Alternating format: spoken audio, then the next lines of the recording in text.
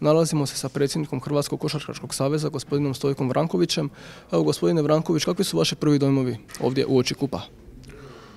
Pa mogu samo reći da mi je drago da sam u gradu u kojima sam ja ponikao kao igrač i kao čovjek i da mi je uvijek drago doći tu, pogotovo na 20. godišnjicu da Hrvatski kup nosi Krešino ime i da se ta manifestacija održaje u njegovoj dvorani.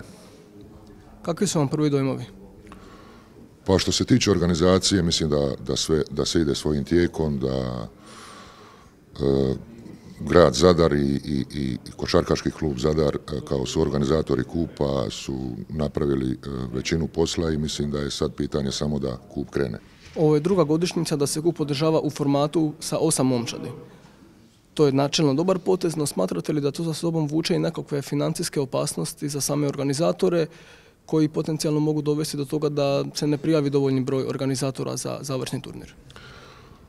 Pa, prošlogodišnji kup koji je odigran u gradu Šibeniku se pokazao kao dobar. Sad mi smo na osnovu toga nastavili dalje, ali meni se čini da je to jedan dobar festival košarke i ja se nadam da Zadar kao grad košarke to prepoznaje i da će dvorana biti puna, da će se igrati dobra košarka i da će ta kvaliteta privući i gledatelja. Nakon kupa za 2 tjedna dolazi reprezentacija u Zadar. U prva 2 susreta naša je momčad upisala 2 poraza, te sada praktički ima imperativ pobjede protiv Rumunjske i Nizozemske.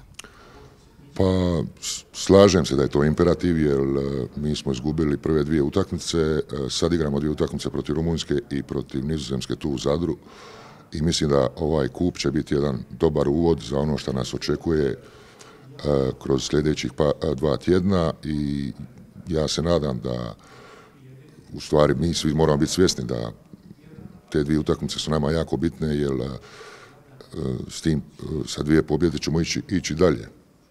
Ne daj Bože da se dogodi drugčije što ja ne priželjkujem, ali u svakom slučaju te 2 utakmice su nam jako bitne.